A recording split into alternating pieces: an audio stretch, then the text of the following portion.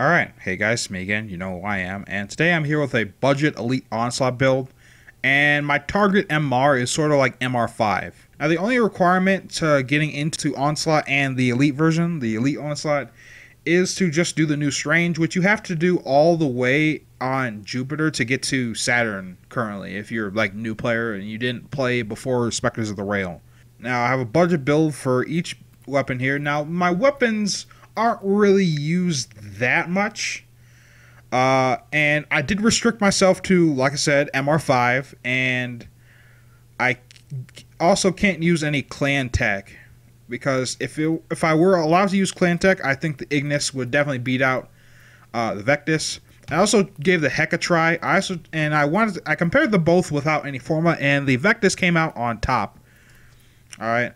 Though, don't worry about your primary too much, because you're not going to be using this a whole lot. You're going to be using your melee and occasionally your secondary, but mostly your melee to spread spores around like crazy.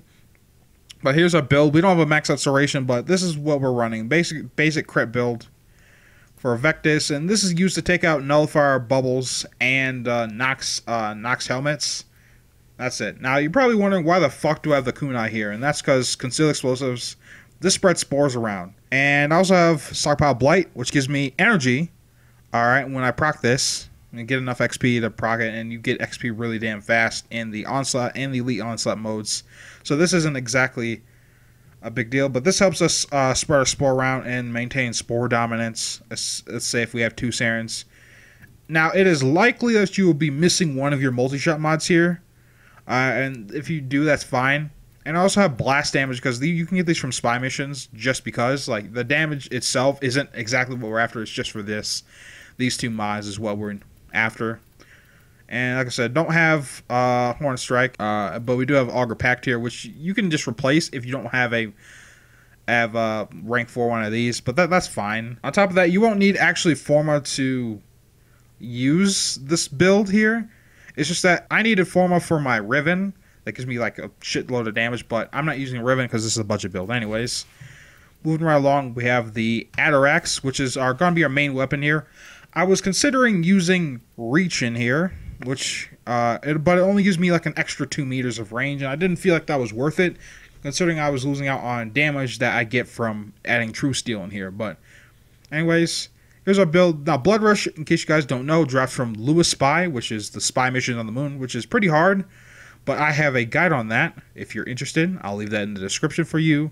But once you figure it out, it's pretty easy. And getting Blood Rush, you'll be able to actually sell these, honestly, if you want to get some platinum. This is the build you're going to be using. This isn't too demanding of an MR5 player, especially nowadays in Warframe. So the reason I picked Saren over any other frame for a budget build is because it is true that Samaris does lock down your abilities when you use them a lot, but the thing is, he can only lock down your 4th ability after excessive ability use. He cannot lock down your 1st ability. He cannot lock down your 2nd or your 3rd ability either. So it's only your 4th ability he can actually like put a cooldown on. And even then, the cooldown's like what, 30 seconds, and that's not even that long. Like, I thought it would be like permanent or something after you continually disobey him or something like that. But no, it is only your 4th ability that can be turned off at any given moment. So it is very unwise to pick a frame that lives and dies by his 4th ability in Elite Onslaught mode. Now for our main build, we have a budget Saren build. Now I have one format, and it is Saren Prime, so she comes with an extra polarity. But what I did change is the aura from a D polarity to a V polarity. But what you can do is, if you don't want to use any forma on regular Saren, what you can do is, so I'm going to swap my aura to a normal 14-point aura, because D polarities don't have any 18-point polarities or auras, but we'll just swap this aura here. What I can then do is, what the mods I need here, I replace these two mods with Augur Message. You get this from the plains, so this is really easy to come by because there's so many of them out there. And it's pretty cheap if you actually want to buy it, though I just recommend farming it. And the other mod here is Augur Reach. Now, this mod isn't as easy to get as Augur Message, but the price has calmed down in the market, and it's become easier to get, thankfully. And the easiest way to farm set mods are to go to assassination and bounties. You know, a bounty that says assassinate the commander or something like that. Though, since the commander at the very end has a guarantee, will always drop a set mod. And the set mod is depending on what kind of target it is. And there's only 3 types. There's 2 ground ones and there's 1 air one that drops the melee ones, ironically. But other than all that, this is reasonable. And you will need the regenerative molt augment, which is fairly cheap on the market. Though I recommend you grab this if you're going to grab Saren anyways. And just use this in the build because it's so good. And you need some survivability. And otherwise, you're probably going to be going down a lot, especially since you have an ability that draws aggro, which is Molt. But you need this to heal, basically. Because you're not running the Furus. Though you could run that. You could run the Furus with its Winds of Purity augment, which gives lifesteal. But you probably have to dump some Former into that.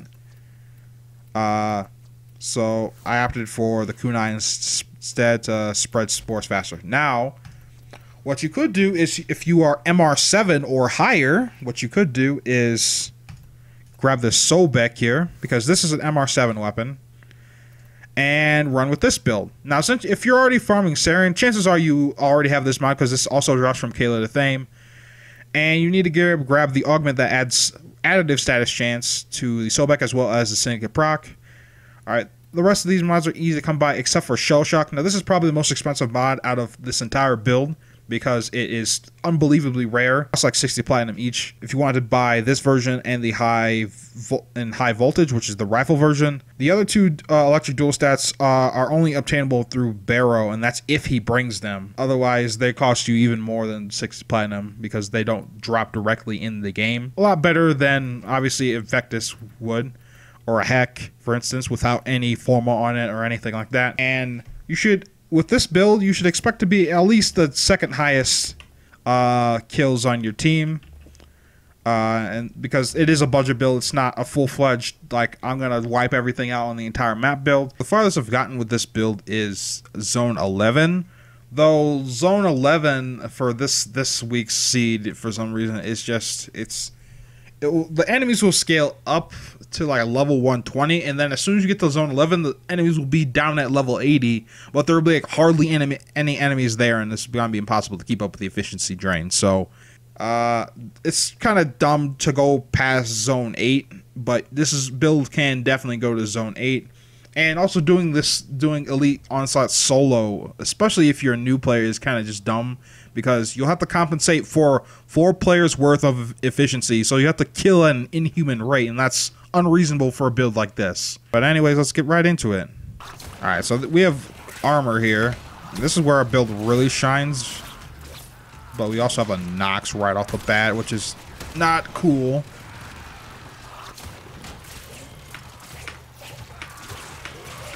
That Nox enemy melted. Alright. This is the whole reason I chose the Vectis over the Heck. It's way easy to pick off Nox units and high-level, high EHP threats from a really far ways away, because they become a hassle when you have only a shotgun. And even with the Sobek, it's kind of difficult, but with the Sobek, after you kill the enemy, they get a big-ass explosion, so that's why the Sobek gets a pass. So far, the only one that's out killing us right now is this Mesa, but we're in 2nd place. Though, granted, it's only like Zone 3. And this is what we brought up. God damn it. Okay, so this is where we run into the problem. We've run into the Corrupted. Like, this is where the Elite will start to slow down a bit. And we're on a really, really big tile set. We're on the shipyard. Or the assembly line, rather.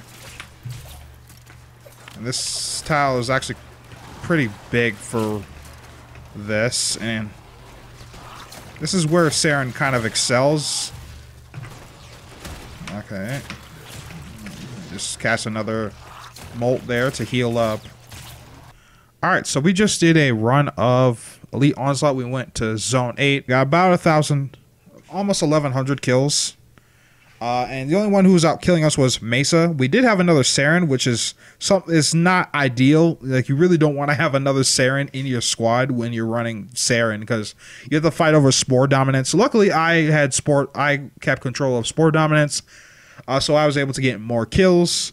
But it doesn't matter. We're all on the same team. It's fine. I hope you guys enjoy this video, and I'll catch you guys next time. Peace.